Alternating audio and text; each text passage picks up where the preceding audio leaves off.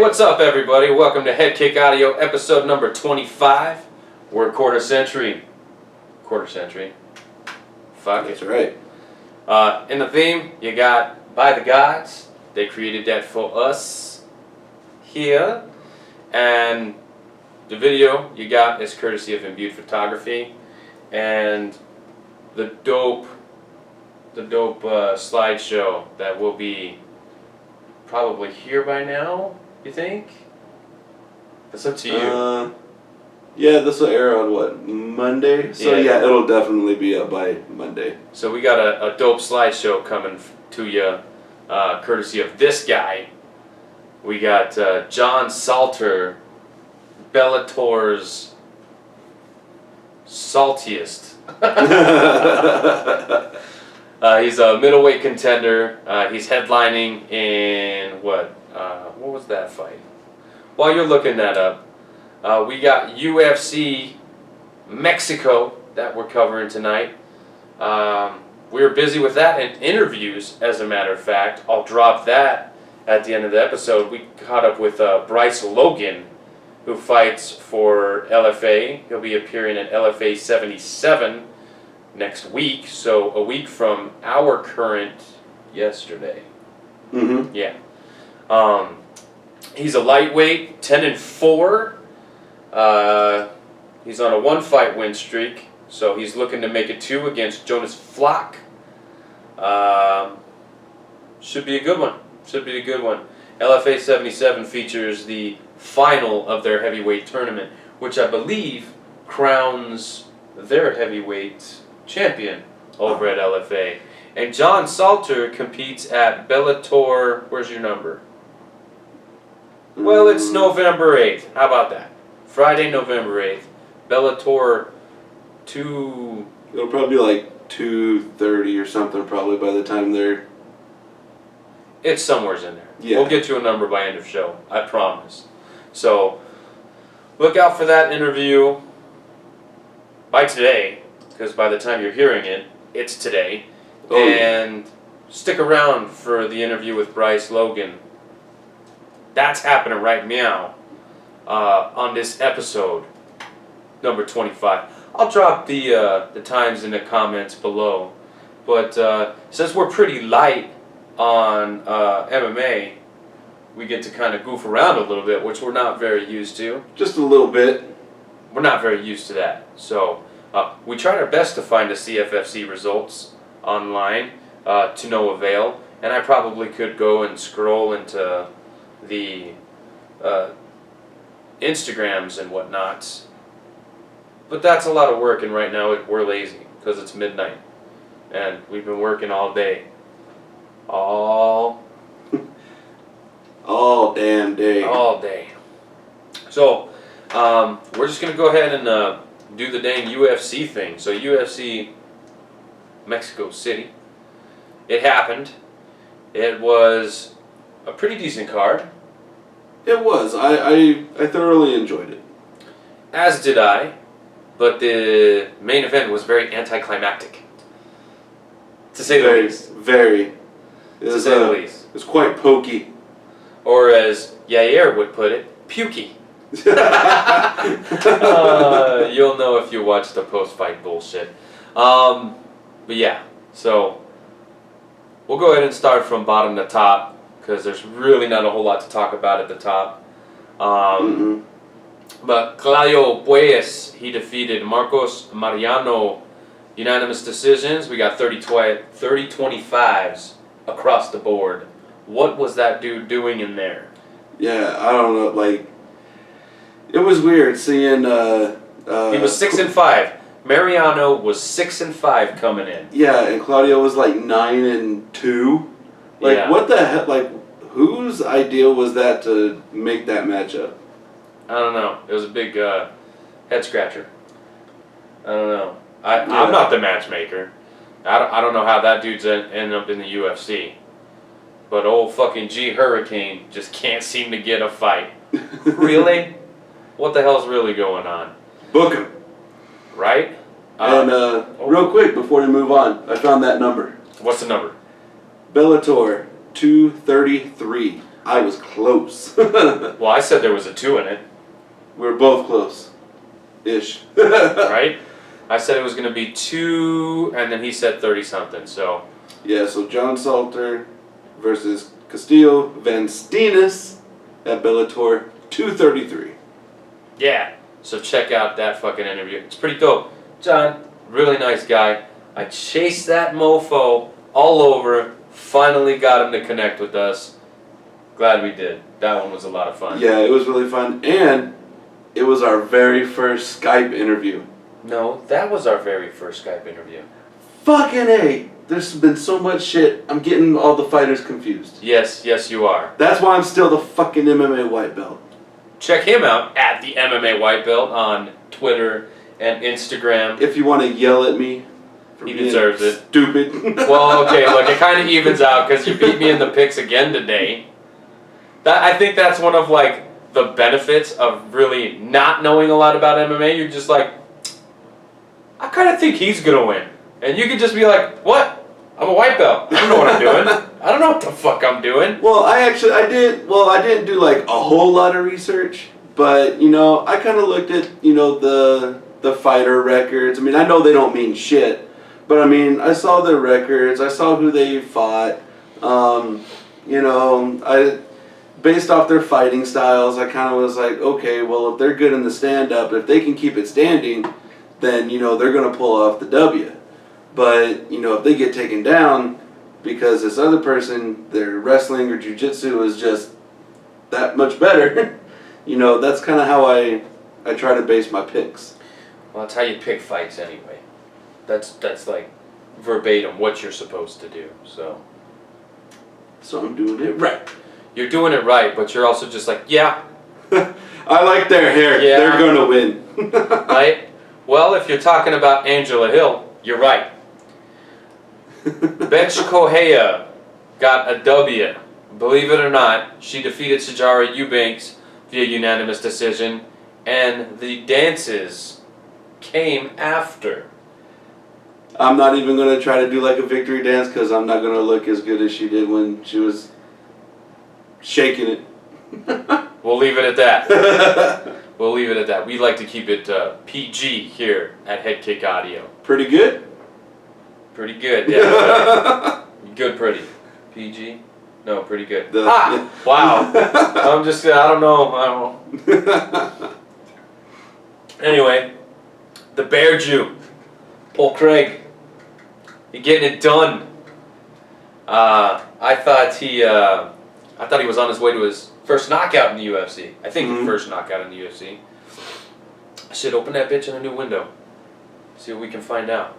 Because I think that would have been his first knockout. Well, anyways, he fought Vinicius Moreira and hit this fool so hard, I'm pretty sure that dude's grandchildren are going to feel it.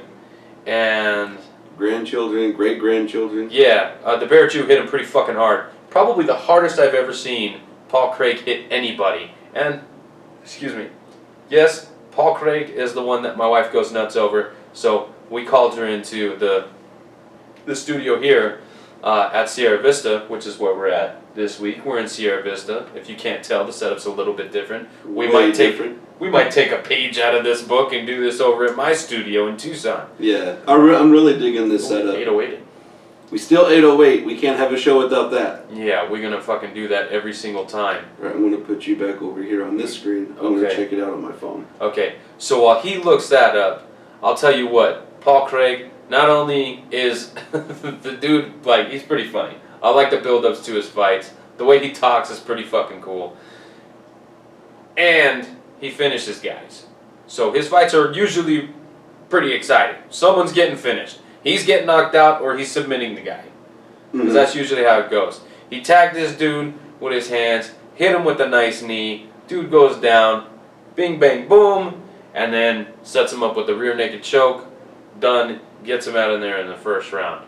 So, Paul Craig, that's my kind of people. Plus, he kind of looks like us. Just giant. He's got the beard. Yeah, he's got a pretty sweet looking beard. Yeah, I'd say so. Sergio Pettis getting it done against Tyson Nam. via unanimous decision. Again, one of the fights we missed because of our interviews and whatnot, but no worries. One thing I did catch though was Pettis did some like cartwheel kind of thing and kicked the dude in the head, and the dude still stood there. It was like, that's all you got? Like, what the hell? Well, Tyson Nans was a tough son of a bitch. He's not a son of a tough bitch. He's a tough son of a bitch. And I'm really excited to see this dude in the UFC. It's about damn time, especially in the flyweight division, one of the most exciting divisions, according to this one guy.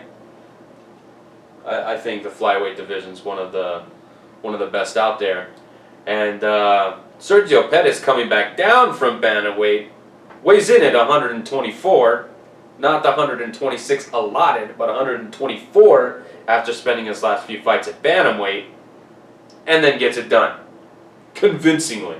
And he looked good. He didn't look all sickly like some people do when they move down. Well, not me. I said, wow, he looks skinny, so I went and ate 2 burgers for him.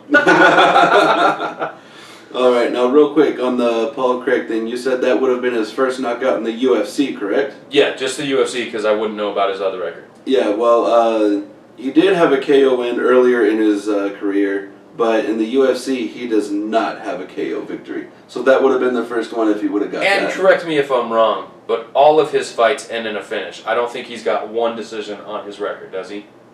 Nope, they're all finishes. Hey, Ed West, come on, man. I'm in the middle of doing the dang thing. But you know what? I'm going to take this real quick. So, Okay. you want So, to... where do we leave off? Angela Hill, you can talk about that sweet elbow. Oh, jeez. So, Angela Hill defeats Ariane Carnelossi via doctor's stoppage. I said carne las because Yeah. I think he picked with the carne, and Yeah. I went with the low-hanging fruit and went with overkill. Well, I thought Carnelossi was gonna get it, but she got it all right. An elbow to the fucking face, little gash right here above the eyebrow. Dude, as soon as she got hit with that elbow, it was done, and it was a really good fight. All 3 rounds, back and forth. 3 trading rounds. blows. It did go 3 rounds. Yeah, it ended in round number 3. For some reason, I remember it ending in round 2, so that's my bad. I have no idea why. I have a couple times 3 reasons why, but that was a very, very good fight. I'd watch it again. The cut, though, I've seen worse. I've seen definitely. fights get stopped with worse cuts. I haven't seen, basically, I mean, you slap some of that Vaseline right there. I know. They had stopped the bleeding already. Yeah, I mean, I can't remember the fight. Who was the? I think it was a recent fight. I think it was like last weekend or Was it weekend the boxing before. match with Fury where he had the 2 cuts? That's and what they it just was. Gobbed the Vaseline on that shit. They just took like the half a thing of Vaseline and all right, go out there, do it. And then it doesn't get okay. So that we'll go ahead and talk about that for a second. My favorite part of that whole fight was he had this like giant fucking glob of Vaseline, and every round he was hitting it off with his own glove. Yeah. Because how they they touched to keep themselves, to remind themselves to keep their hands up, right? Well, he kept doing that, and of course his eyebrows bothering him, so he's like Yeah. he's You not. seemed like a big old glob just. Now, in one of the fights that I would never predict this outcome in a million years, Kyle Nelson defeats Marco Polo Reyes via knockout in the first round. A rare standing knockout. Excuse me. These things are not too common. I think the last one I saw was when Jose Aldo defeated Moicano. So it doesn't happen very often. It's not as rare as like a Peruvian necktie or an omoplata, but as far as KOs go, this is one of the ones that you don't see too often. I felt that stoppage was 100% justified. I understand that the fans in Mexico are behind their Mexican fighters, and Reyes was from Mexico. But the stoppage was 100 complete just. It was just. Mm-hmm. And I wouldn't expect anything less from Jason Herzog. Let's just put it to you this way. Herzog and Dean both making some really good calls tonight. Definitely. I think when refs make good calls, they should be applauded, okay?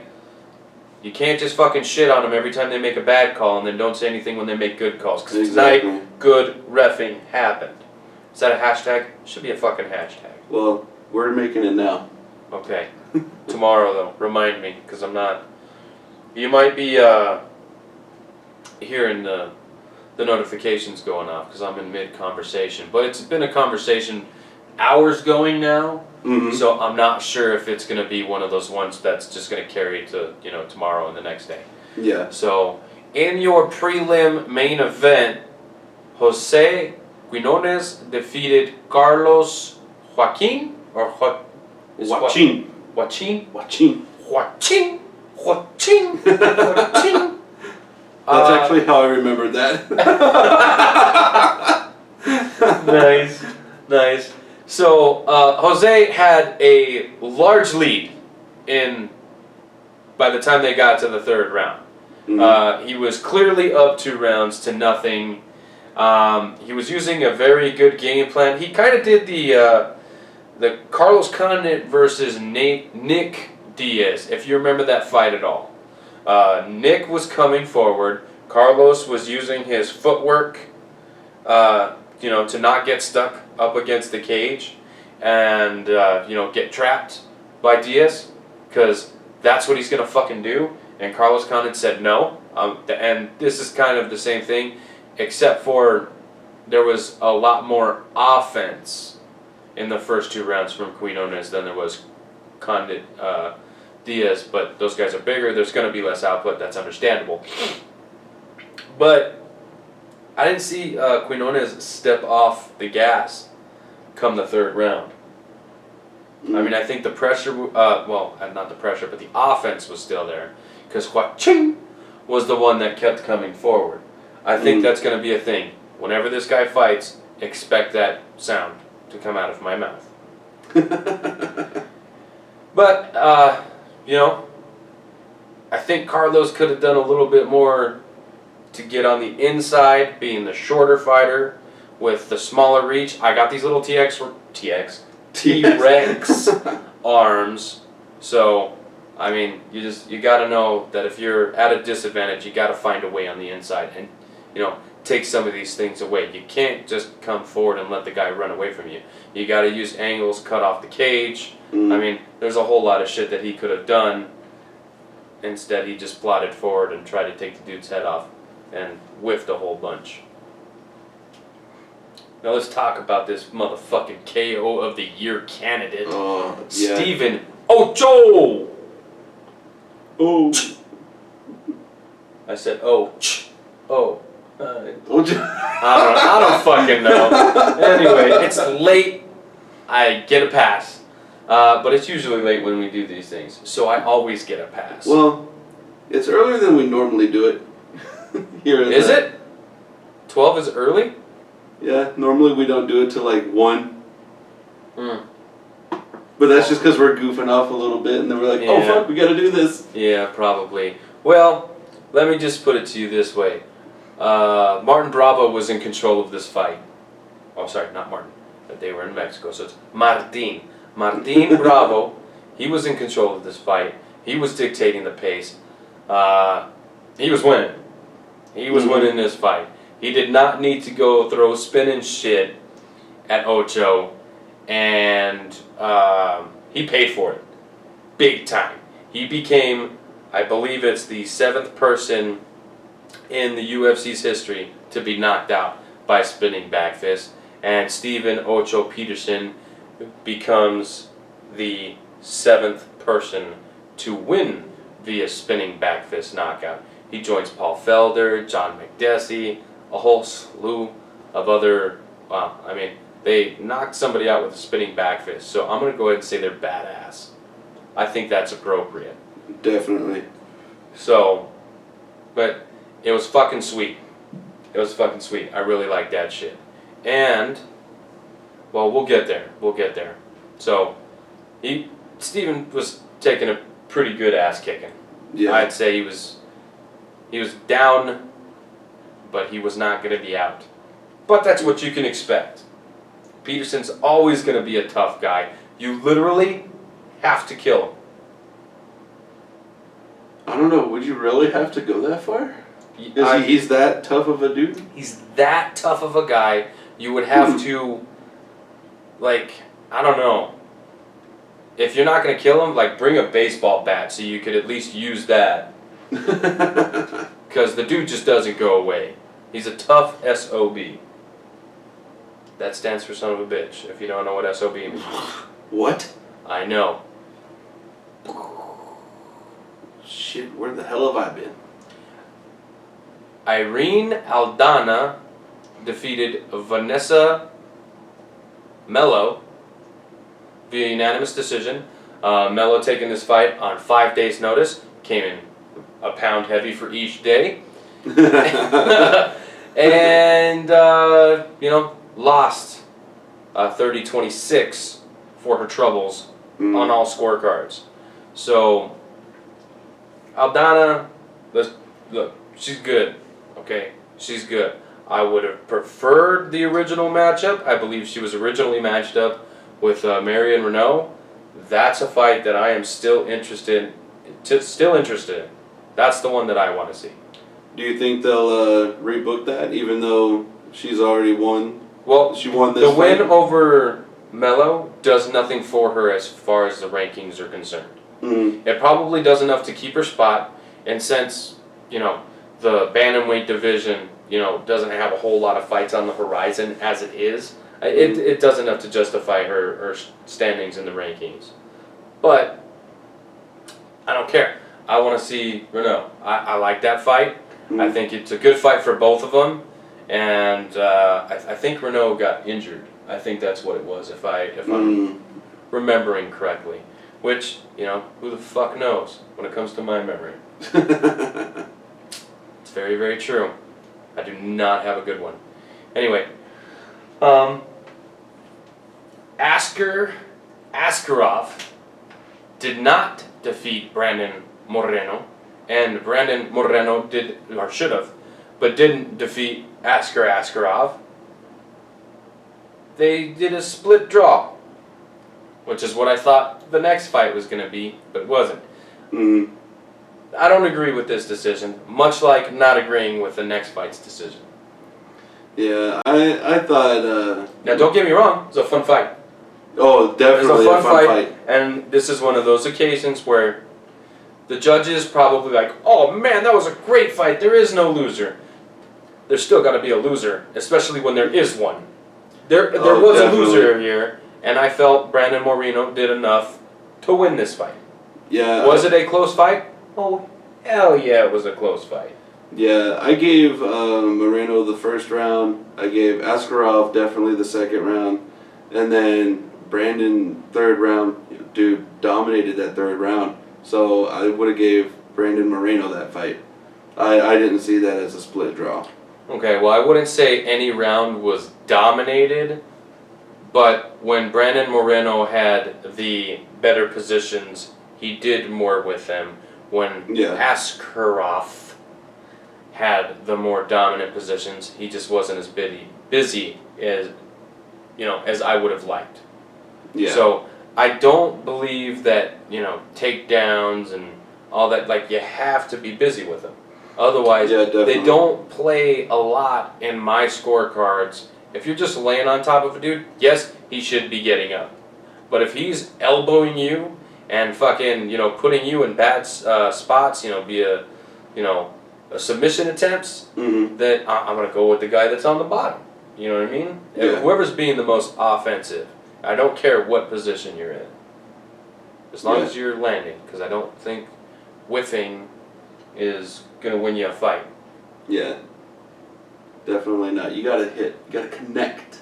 There you And I would say in a bad way, but I don't know how you would word that. I'd probably just moving on. Carla Esparza defeats Alexa Grasso via majority decision, and we are not the majority here. Carla Esparza, let me just put this out there. Carla Esparza was my pick. I did feel that her wrestling would play a big factor in this fight. Mm-hmm. I felt if she could get Alexa Grasso down, she could keep her down, and it would just be a long night for Grasso. It turns out that Grasso can get taken down, get back up, threaten with submissions. She's not as big a fish out of water as she used to be, so obviously she's been putting in the work. But I believe that's the wrong call here. Regardless, I picked Esparza, you picked Grasso, and though my pick won, I don't feel that that's who the decision should have gone to. Yeah, all I want to know is how in the hell did Esparza not tap out to that damn armbar? Like, obviously, she knew she was going to win. I don't know. I mean, God, I can't even make the fucking movement. Like, is it just, not to sound like, I don't know if it'd be sexist or anything, but like, are women like that much more flexible than men? Like when they get in like in submissions like that? Well, let me just put it to you this way. When you were a kid, okay, because kids are more flexible than adults, that's just factual. Mm-hmm. How many boys were out there doing the splits? Not many. Not a lot. Not I many. used to be able to. I cannot, even if I tried now. You used to be able to do the splits? I used to be able to do the splits. Huh. You learn something new every day. I would actually pay really good money to see that now. Women, or girls, when we were kids, could do the splits without a problem. Mm. They are, in fact, more flexible than we are. Yeah, because that was just... I'm sitting there, I'm like, yeah, she's gonna fucking tap! And then she just... Didn't? She rolled out of it and was like, I'm good. I'm like, how is your arm not doing this? Well, it was. You know, just on Alexa Grasso's face. Because, you know, the arm that got trashed, she was using to, you know, yeah. get away with some ground and pound. Again, I don't agree with the decision here, and it was a great fight. I'm super glad it got fight of the night because, again, this is another one of those fights where there was no loser. Mm-hmm. Only winners. So I bet that takes the sting off of, you know, taking the L from Esparza. But I can almost guarantee you she'd rather have the win. So where do you think Grasso goes from here? Well, she just had a really, really good fight against, I believe it was Karolina Kowalkiewicz.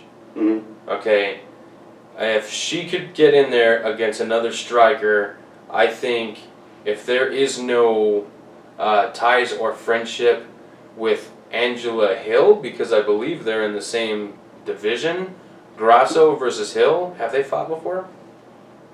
I don't think so, because that would be a great fight.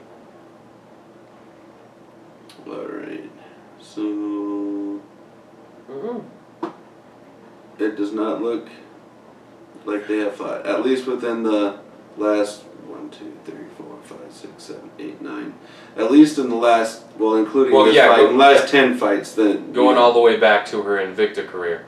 Yeah, so that would be the fight that I would want next. I would want Alexa Grasso versus Angela Hill, because those girls want absolutely nothing to do with the ground game if they could get away with it. Mm-hmm. Both girls are extremely talented strikers. Alexa Grasso being the more technical boxer and with the better footwork, but Hill's Muay Thai. Yeah, after seeing what she can do with that Muay Thai, I don't. Yeah. Yeah. So that'd be a fantastic fight. I am very intrigued by that fight. I think that matchmaking right there is. You know, hold on, let me get that right there, because that is some good matchmaking. I did an excellent job, and the UFC would be fools to not make that happen. we're already to the main event, and we're only half an hour deep.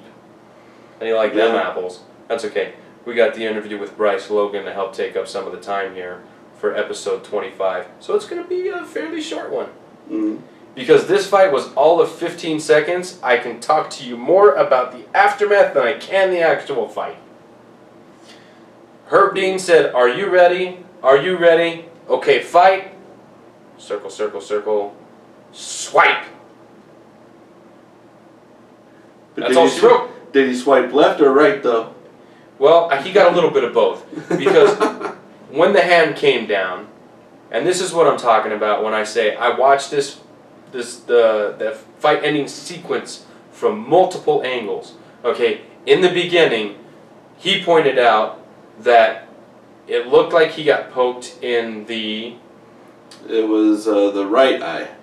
It looked like he got poked in the right eye, and then he was holding his left eye. And I was just like, what are you talking about? So when the replay played, it showed, boom, he gets poked in this eye, but he's holding this eye? Is that what it was? Yeah. No, it shows that he got poked in this eye. Oh yeah, because all the fingers were on this side, and nothing happened over here, and he was just like, ah, my eye. Right? Okay? And so I'm like, well that's weird. Jeremy Stevens is a tough son of a bitch. Why would he fake an eye injury to get out of a fight that's only 15 seconds deep? Yeah. You know what I mean? You're talking about a guy who knocked out RDA. Okay? And he's afraid of Yair Rodriguez? I'm sorry. Nah. Your math does not add up. It does not. I'm not talking about yours.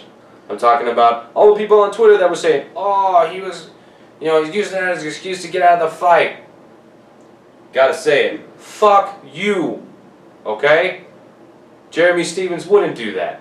And after you watch the fight from this side of Yair, you can see when he swipes down, one of his fingers is on the other side. Okay? Mm-hmm. And it gets him. And it turns out, from what I've, seen and read, fingernails. It was fingernails. Fingernail to the eye. And you don't need long fingernails to scratch somebody's eye. No way. You just don't. You don't. You just have to have fingernails. Do you have fingernails? Yes. Look, mine, they're short. Do they qualify as fingernails? Yes, they do. I could walk into a cage fight with these fingernails right here. Could I scratch someone's eye out? Yup. Probably. Yup, I can. And there's not a whole lot of fucking nail there. I wish I could zoom from here, because I would do it. So you can see I don't have any fucking nails and I can still fuck some shit up. So, and then after that, okay, so Herb Dean did a fantastic job. A fantastic job taking hold of the situation and going about it the right way. Giving the fighter ample time to figure out if he could continue or not. Okay, and he went to great length to make sure that the doctors that were getting involved didn't call the fight. Because what will happen is, a seasoned fighter like Stevens knew right away to not say, I can't see. You tell a doctor you can't see, they're going to be like, you can't see? Get him out of here. Yep. You know what I mean? So he didn't say that, so good on him. That shows, because that would have been the first fucking thing out of his mouth. Congo just did it a couple weeks ago. Duffy just did it last week. Okay? The Congo, for sure, that was bullshit. Yeah, definitely. Duffy, not 100% sure. I didn't catch as many angles as I did this one, or obviously the Congo one, because, we got up there with that video. But, I saw where it was coming from. So, Herb did a great job, gave Stevens all the time in the world to figure it out. Oh, figure it out. That was a good one. That was a good one. Oh, man, that was totally on accident. I used to work at a warehouse overnights, and that was how the guy would say figure. And I think he was just doing it to be a goofball, because the guy was a pretty big goofball. So that's, how I say it now. Just like sometimes I'll sing what I'm doing because of one of the other supervisors over there. So unfortunately that place has kind of ingrained a few things in me that I haven't quite figured out why they're still there. But anyway, Yeah. So, Stevens still can't see after the 5 minutes. So, they have to call it. Now there's no choice. Mm-hmm. And it's like his eyeball can't open.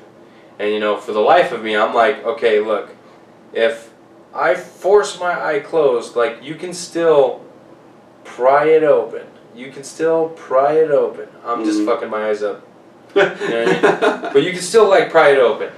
Those doctors and even Herb Dean was trying to pry it open, and they couldn't get it open. You know what I mean? Yeah, that was weird. I've never actually seen an eye do that before. Without swelling? No. Yeah. You know what I mean? This wasn't like, you know, Cowboy. Oh, I know. It wasn't anything like that, but it was just weird. And so I can understand the frustration from, and you know what, when it initially happened, you know what that motherfucker did? He was asking for forgiveness and apologizing out the ass for poking Jeremy Stevens in the eye. Mm-hmm. So why this dude is walking back his actions right after, saying that he's not sure it was an eye poke, then what the fuck did you apologize for it? Yeah. If you're gonna talk shit afterwards, then just don't apologize for it. I wonder if... I just hit myself in the face, sorry guys. Well, not to, like, try to make excuses, because there's really no excuse for how he acted after the decision was made, even... Oh, I haven't even gotten all that of that. But it's like... I forgot, I lost my train of thought. Sorry, I do that. I do that too. So, but what I will say is, okay, so they wave off the fight. They do the call, right? And El Pantera is upset with the call, and he's, you know, huffing and puffing and, you know, talking to his cornerman, and, you know, they're just trying to calm him down at this point. Mm-hmm. And so, Bisping, okay, Yair Rodriguez is a 145-pound man, okay?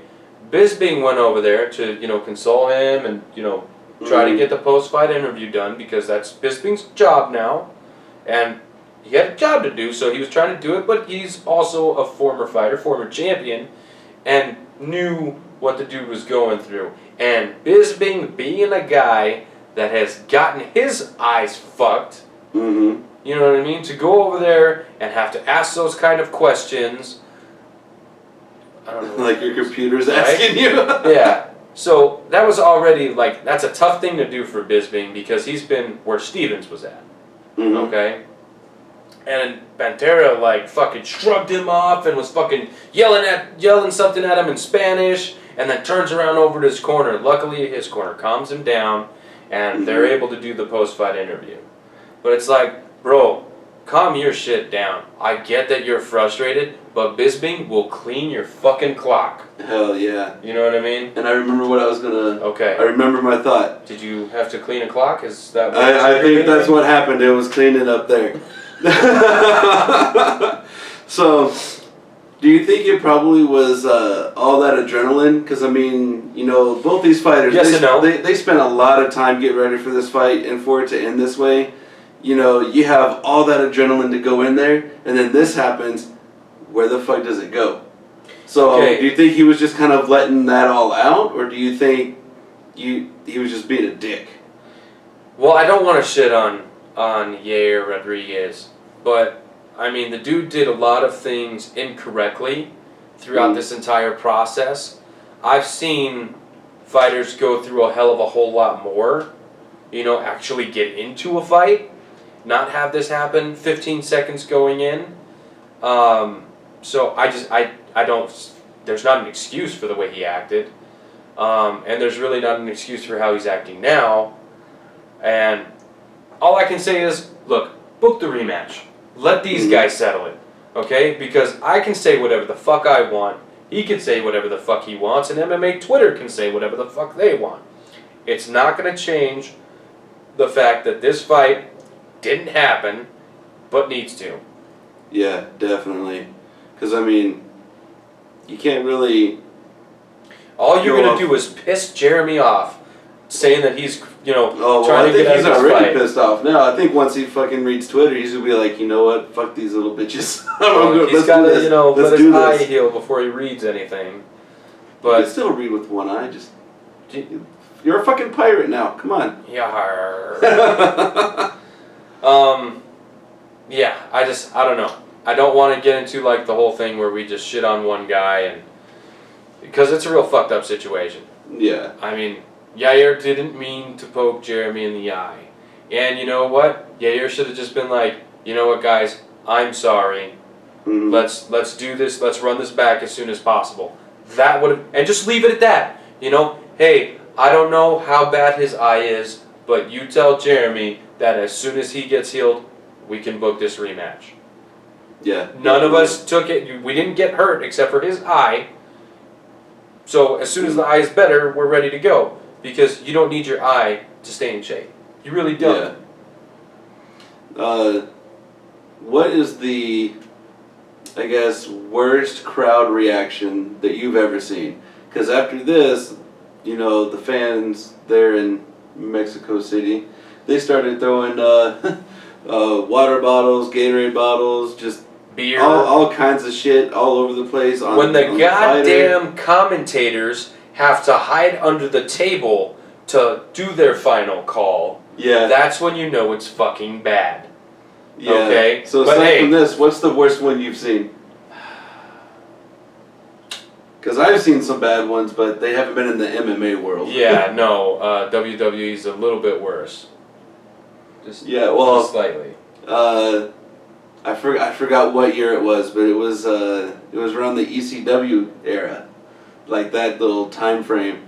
And there's these guys. I don't know if it was like planned or anything, but all of a sudden, dude, all you see is those big ass like metal folding chairs. Mm-hmm. Everybody in the arena just was chucking that shit all up in the ring, Oh, all on top of the guy that was in the ring. Oh shit! And so I was like, "What the hell? What the fuck? What's going on here?" Yeah, this is pretty bad. I mean, the arena security literally had to like cover Jeremy Stevens as they're exiting. I almost said the dance floor. As they're exiting the cage and down through the walkway. Mm-hmm. So it's just, I can't believe that you're gonna go pay for an event. If you're gonna pay as much money as these UFC events cost, I would hope that you know a little bit of something about MMA, and a little bit of something about just sportsmanship, and knowing that this shit wasn't fucking planned, and they didn't mean to ruin your fucking main event. Yeah. So hold on to your fucking, maybe instead of chucking your water at the fucking fighters, maybe you should drink it so you're not so dehydrated that your brain doesn't function correctly. Mm-hmm. Because there's no fucking excuse. There's less of an excuse for what the crowd did than what there is for what Yair did. Definitely. You know what I mean? That to me just looks like a bunch of fucking, drunk assholes or MMA casuals that don't know anything about the sport. Yeah, and I mean, it just doesn't happen, at MMA events or wrestling events. There was one time we were at a Arizona Cardinal Dallas Cowboy football game up in Phoenix, and you would have thought we were at Cowboy Stadium. There's so many Cowboys fans there, Yeah. How is there so many? I don't know. Well, I know we're an MMA podcast, but just a little bit of history. Arizona didn't have a football team. Oh, and no, I had no idea. And so, like, the Arizona, New Mexico, Texas, New Mexico still doesn't have one. New Mexico. I said New Mexico still doesn't have one. Yeah, they still don't have one, so they kind of like flip-flop from whatever. But the way that everything was, in that little area, you were a Cowboys fan. Never. And so then when Arizona came over here, then boom.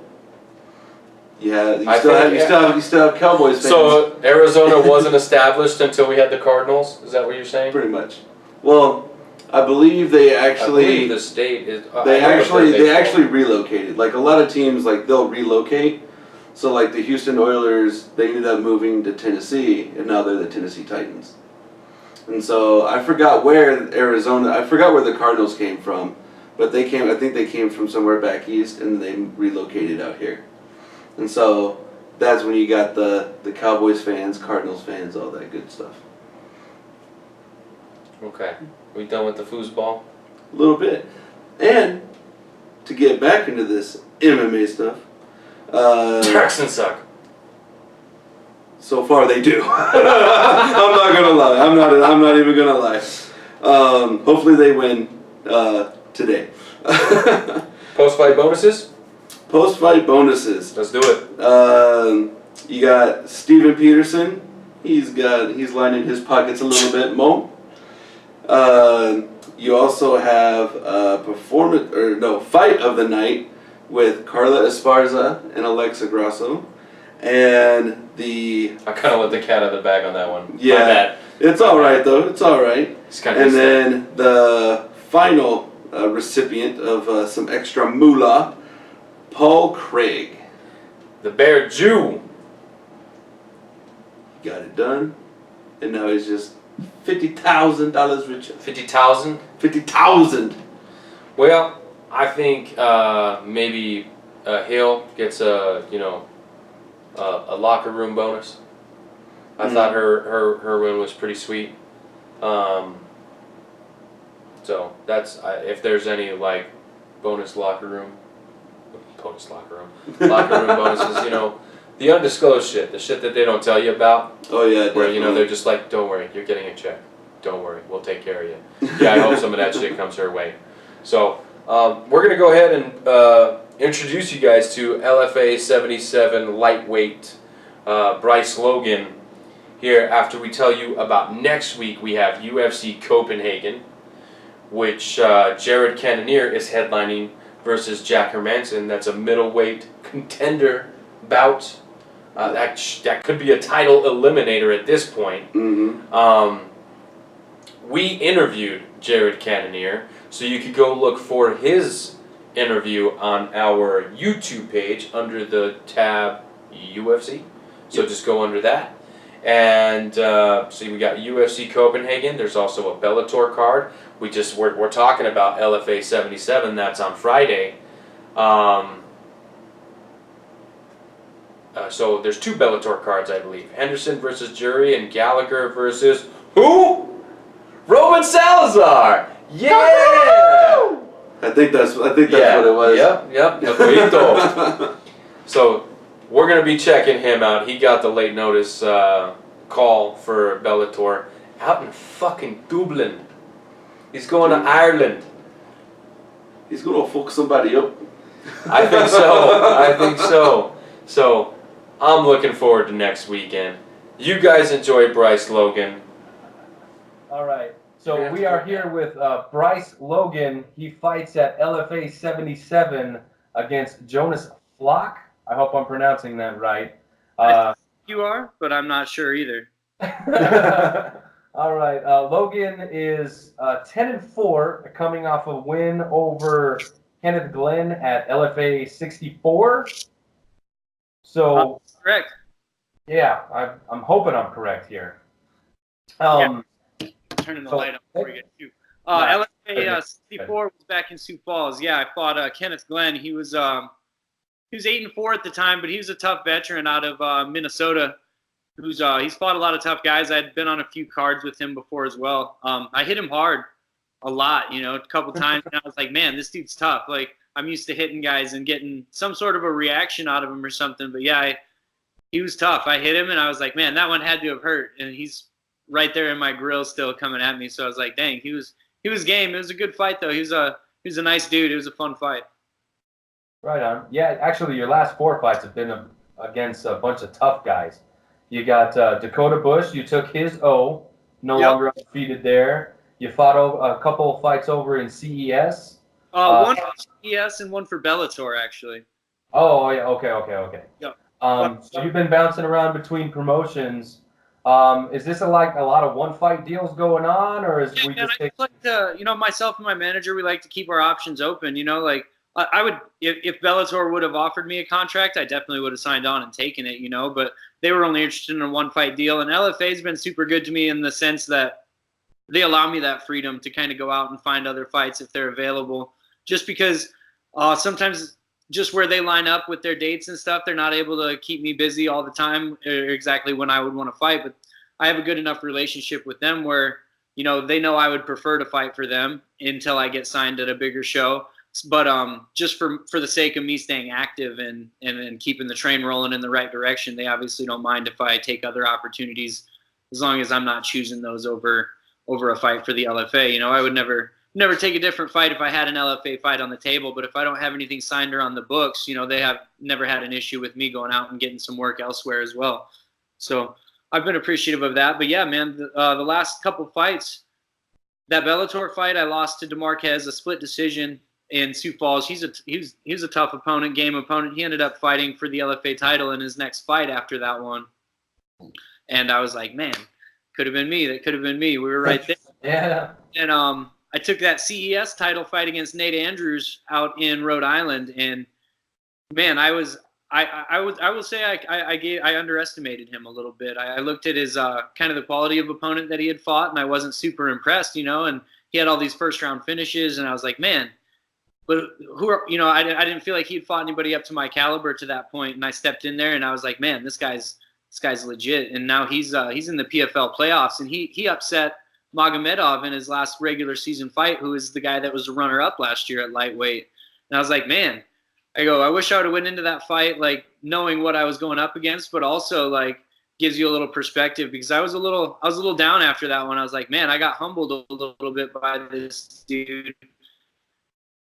Out, and then someone was like, you're the only one to go to the second round with him in 15 fights. And I was like, well, I thought I was going to go and win that fight. But then you watch him fight and how he's doing in the PFL and how well he's performed there. And I'm like, dang, you fought another tough dude is what happened. So, Yeah.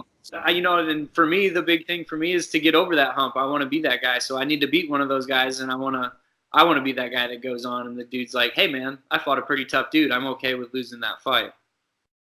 Yeah, see, and that's a thing that you don't really hear from a lot of fighters is when they do fight the tougher, opponents, when they do take a loss, it's, how they deal with it. And it kind of seems like you've been able to take the losses to tough guys, because all your losses are to tough dudes, and, turn that into like a positive outlook and grow from it.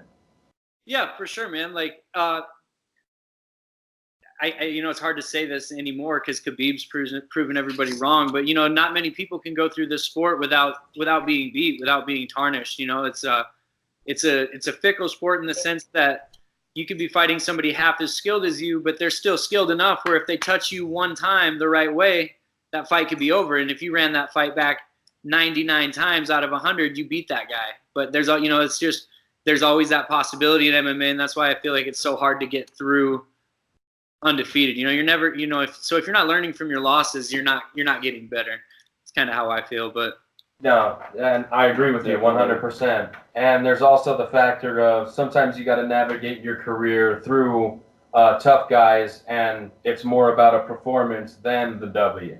Right, 100%. And I learned a lot in both of those fights. But on top of that, I've always been one to test myself. I didn't. Looking back now, could have I done a better job of maybe cherry picking my way and getting to that point? But I know this way, when I get there, I'm going to be ready. I'm going to have faced that fire before, and I'm not going to go in there with the doubt of, man, well, knowing that I cherry picked my way to getting that call up and stuff like that. Money's money, and there's no shame in it. But when I get there, I want to stay. I don't want to just get there, have my 2 fights, and have the experience, and then be sent on my way. Like when I get there, I want to be ready, and I want to stay. I'm not trying to just get there.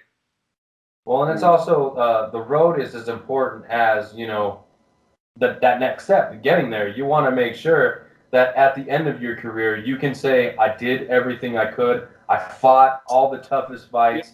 I am not a fan of guys that pad their records.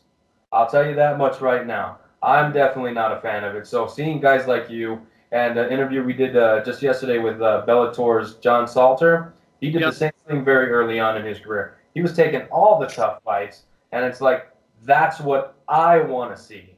Now, I'm not your typical MMA fan that just likes, I don't care just for blood. Blood's great, you know what I mean? But it's not all just blood for me. You know what I mean? So I appreciate you taking the hard road to the top. Well, and I firmly believe, like you said, it's a risk and it's a gamble, but I think it'll always pay dividends in the end. When I get where I'm going, it's going to be something that's going to prepare me and have me ready to have longevity at a higher level, rather than the first time I'm in a dogfight is when I'm in the UFC with a guy that's been there, done that before.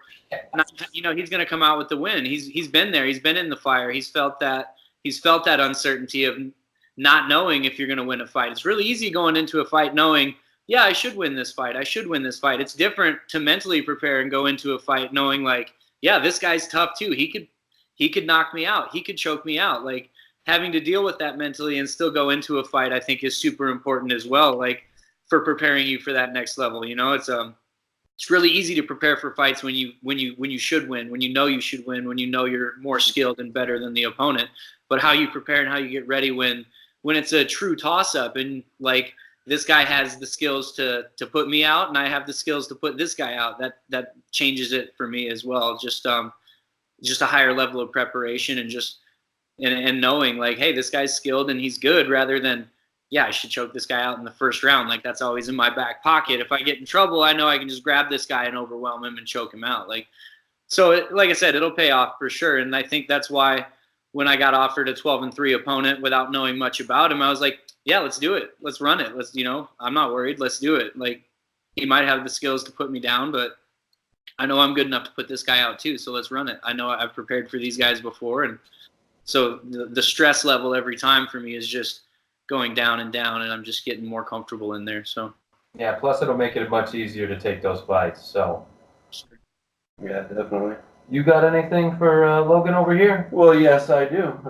Just want to say thank you for taking time out of your day to chat with us, and we really do appreciate it. Appreciate you guys as well. I noticed that you said you had to go to work. My first question for you is, are you a full-time fighter or a part-time fighter? I'm still a full-time fighter, man. I'm training Monday through Saturday. The only day I take off is Sunday. I'm lucky to have a bartending gig that doesn't start until 5:30 at night. So I still, there's days I'll hit my 2 training sessions and then grab a quick shower and head into work and go bartend.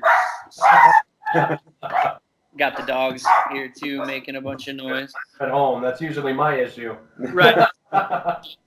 No, so then I bartend at night, and it doesn't really interfere. I think I maybe miss one session where, like, work and training overlap, but I make it up on the weekend on Saturday, and I still get everything in, man. So I would call myself a full-time fighter and a part-time bartender more than anything.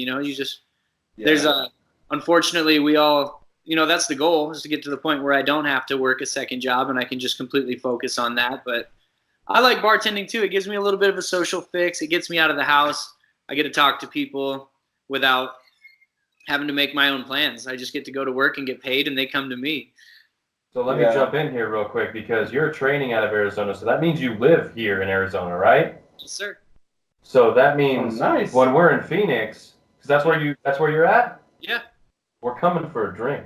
Yeah, you got to. Definitely. We're coming for a drink, man. All right, cool. What else you got for Logan, man? The second question I got for you, excuse me. Get him in. Yeah. Hey, what's up? Hey, what's up? Yeah. He's I've had him since he was a puppy. He's 9 years old now. He's my pit. He's the one whining at you guys. He just wanted to see, like, who you were talking to. He wanted some screen time. There you go. Give him his 15 seconds. I know, right? So now, has fighting always been something you wanted to do, or did it just kind of like fall into your lap? I definitely fell into it. Right after I finished my senior year of wrestling in high school is kind of when it blew up, and you started seeing it on TV a lot, and a bunch of my buddies were like, you should do it, and I was like, guys, I've been in one fight my entire life, like, get along with everybody, and they're like, yeah, but you wrestled and you were a good wrestler, you should try it. So there was an amateur card about 45 minutes away, and I jumped on it, and I got punched in the face like 6 times and didn't know what happened, and I grabbed the guy and took him down and choked him out, and I was just like, it was the most fun thing I'd ever done at that point, and that was 10 years ago. So between amateur and pro, I'm creeping up on 10 years. I started when I was 19. I'm 29 now, so I've been doing it I had 17 amateur fights before I turned pro. Damn. Because South Dakota had no boxing commission. So there was really no benefit to going pro in South Dakota because any state with a commission wouldn't recognize them. So I ended up with 17 amateur fights while before I even turned pro 5 years ago. So yeah, 10-4. But this is coming up on my 32nd fight overall now, I think, or something like that. That's insane. Yeah. Talk about seasoning. I know, right? Jeez. Well, and the third and final question I got for you, I like to spend time with the family, play some video games, try to catch a couple of fights because, I'm still new to the game, so I try to catch up on like some previous fights and stuff like that. What do you like to do in your spare time when you're not training? Man, if I'm not training or working, I'm a big fan of naps, but that's just been it's been so hot. That's in Phoenix. It's kind of like our winter. You don't go outside much in the summertime here, but once it's starting to cool off now. I do like to, when I'm not in fight camp, I like to get out and we kayak a lot, go hiking. Me and my girlfriend will go take the dogs out once it's cool and stuff. But I just like to get outside. I used to play frisbee golf a lot when I lived in South Dakota, but I've been disappointed with the courses down here so far. They're not quite as. I bet. It's just desert, man. It's like there's no trees, there's no nothing. I'm like, this is easy. Like, yeah, there's no challenge. Nothing. Yeah, it's too easy. But yeah, just anything to get me out of the house, man. I love being outside. Going on a hike down here. There's a lot of good hikes. There's good lakes, good kayaking, stuff like that. But watching football on Sundays. I'm excited that's back. What's your team? Nice. What's your team? And you guys. I'm a Cowboys fan. I'm almost ashamed to admit it, even though we're looking this year. We're gonna have to edit this video so that way that doesn't get on. Just kidding. That out. But no, so I'm just I'm heading up to South Dakota, and you get to Tucson, or no, sorry, not Tucson, but Arizona, and then you end up a Cowboys fan. How does that even transpire? My dad grew up in Oklahoma. So he was a Cowboys fan before he moved to South Dakota, and then I got wrapped into it. But it was better than the alternative up there. Everybody's either a Vikings or a Packers fan in South Dakota. So I was like, gotcha. Yeah, I'd be a Cowboys fan too. Yeah. Green Bay? Green Bay. Come on now. Come on. At least Roger has a good mustache usually. Well, that's all I got for you. Thank you again for taking time and talking with us. And what else you got, man? Well, I do know that you got to go to work, so I'll just leave you 5 with minutes this. if you got anything else real quick. So. Yeah. Well, Logan can be followed at that's Bryce Logan 23. That is my Twitter handle, and then my Instagram is Bryce Logan 155. Okay, and you got a Facebook, all that shit. Yeah, I think my Facebook is just Bryce Logan or Bryce Logan MMA. I think there's a page on there, an athlete page that I put up there that a lot of my stuff gets posted on there too as well. Yeah, I just want to make sure that everybody who listens to this interview or watches it, because we're doing a Skype, right? They know where to find you. So your next fight, LFA 77, you're fighting Jonas Flock in the featured bout. So this bout is usually 2 exciting fighters before the co-main, right? Yeah, I believe they have a heavyweight title fight, so that's obviously bumped up to the main event. We're excited for that one, by the way. Yeah, it's gonna be a good fight. It's gonna be a good fight. And then I'm not sure who the co-main event is, but yeah, I'll be right before the co-main event. Well, see, what I wanted to ask you about that is they put exciting fighters in that slot to get people ready for the co-main and the main event, to hype people up. So how do you feel that LFA has trusted you with that type of placement on a card? I'm excited, but I feel like I've proven myself too. You know, I'm 4-1, 5-1 for their promotion, and I've had some wars for them. I think they've seen, like, you know, that I go out there and I don't disappoint when I fight. It's going to be a good fight, one way or the other. And I've proven that for them before. So, you know, I'm just I'm happy to step in and fill that role for them, obviously, and then hopefully get this train rolling back in the right direction where I can get in position to challenge for that LFA title at 155. I definitely feel like I'm one of the guys you should be watching at that weight class. Absolutely. So with the win here, that puts you at 2 in a row. I mean, are we knocking on the door? Well, we'll see what they have and what they're looking for. Or maybe there's a contender fight out there for me. Maybe if they want me to prove myself one more time against another top challenger to get that title shot, I'm down. I'll fight whoever that they have in the LFA. I'm not backing down from anybody at this point. And how do you think you match up against the current champ, Park? Dude, Harvey's he's tough, man. I cut weight. He was on the Sioux Falls card with me back in April, and he's a class act. He's no harsh words to say. I think it would be a fun fight, though. Harvey's a tough dude. To be honest, if it took me 2 fights to get there, I wouldn't be surprised if he was already signed by that point, to be honest with you. But if he's still hanging around and that's a fight that they're looking at, I would take that as well, I think it'd be a very fun fight, stylistically. Oh yeah, definitely. Because like you said, he's tough. Yeah, he's very tough. All right. Well, I want to thank you for your time. I know you got to get to work. So how do you win, and in what round do you take care of Flock? Man, I'm always ready to go all 15 minutes, but I think by the second round, I'm going to find a way to get him out of there. So it'll be your first second-round finish. Yeah, it would. Pro. Yeah, he's pro. Because all your finishes are in the first round. So. And man, I just feel like I'm due. I'm due for a knockout. I know a lot of his finishes are on the ground, but I think athletically, stylistically, the way I move, he's going to have a hard time closing the distance and getting me down on the ground. And I think by the second round, I'll have him lined up and find some tendencies and find an opening to score a knockout. Nice. All right. Well, we look forward to it. LFA 77. That is a week from yesterday. Yep. Next Friday. Yeah. Casino. So, do you know the broadcast situation yet, or? Man, I don't know. And I try not to put too much energy into it right now because I'm like, man, it's outside of my control. I can't figure that out. You worry about the fight. Good luck. We'll be watching. And let's do this again, man. All right. Appreciate you guys. All right. Thank you, Bryce. Yep. Have a good one. All right, man. Take it easy. Later. You're gonna have to do it now.